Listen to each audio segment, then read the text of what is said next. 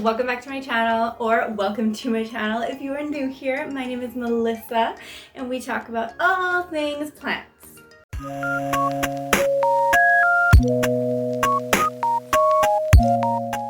Today is brought to you by what I think, in my opinion, is 5 common houseplant mistakes that new houseplant parents get into. I 100% went through each one of these, and some of them I'm still trying to learn. Houseplants are a hobby and a passion, and they aren't just something that you can bring into your house and neglect. They need lots of attention, and they all have like so many different types of like care, so you really gotta research what you're bringing into your house. But let's get into my 5 common houseplant mistakes. Number 1, over or underwatering your houseplants. How do you know if you did overwatering or underwatering? It's super hard to figure out, and sometimes it takes a very long time. I've been having plants for like the past 2 years in my home, and I still sometimes can't figure it out. A lot of plants though will tell you. Let's take this drama queen for example. This is my spathiphyllum and a peace lily, and it will go completely like this when it wants water. You need to be careful though, because a lot of plants will do the exact same thing when they are overwatered. So if you're having problems with a plant, you just need to go through a checklist of a bunch of different things and see what to do. 2 things that I like to do when I'm trying to figure out if I over or underwatered is, if you're really unsure and the plant is really unhappy, check the roots. But you can buy this little magical thing called a moisture meter. You can purchase it pretty much anywhere, Amazon, big box stores, or any nursery or greenhouse. And it just sticks into the soil and it'll literally tell you if you need to water or not. Or you can just use your finger. You stick your finger in all the way. If it comes out dirty like this, then you don't need to water because there's soil and it's moist. But if your finger comes out not dirty, then maybe give it a little bit of a water. Number 2, don't repot right away. When you get a plant and you bring it into your home, just chill. Let it just acclimate to your home. You can disrupt it. You're bringing it to a totally different environment. Just let it be. Just let it be. Personally, in my opinion, I wait about 6 months to repot my plant into a different pot, and even then, half the time I don't.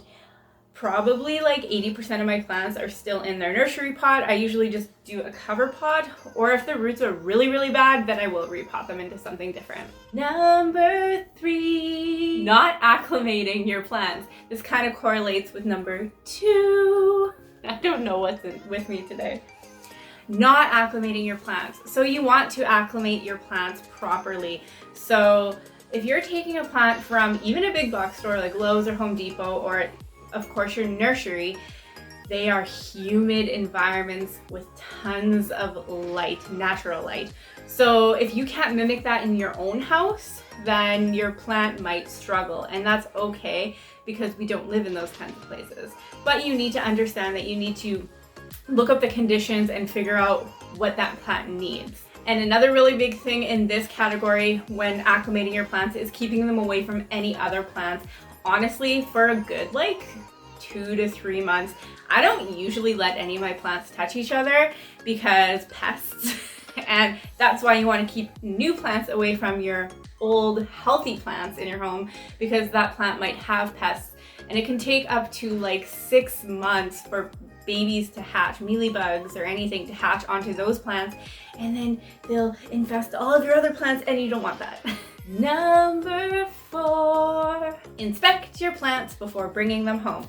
So as best as you can, look at the leaves, the top, the under the leaves, the soil. Move your finger around. When you move your finger around, you can see fungus gnats if you can. This might be a little bit hard, but take the plant out of the pot and look at the roots. Check the soil to see if it's underwatered or really overwatered, because I think big box stores really have a habit of overwatering their plants. And definitely look for pests.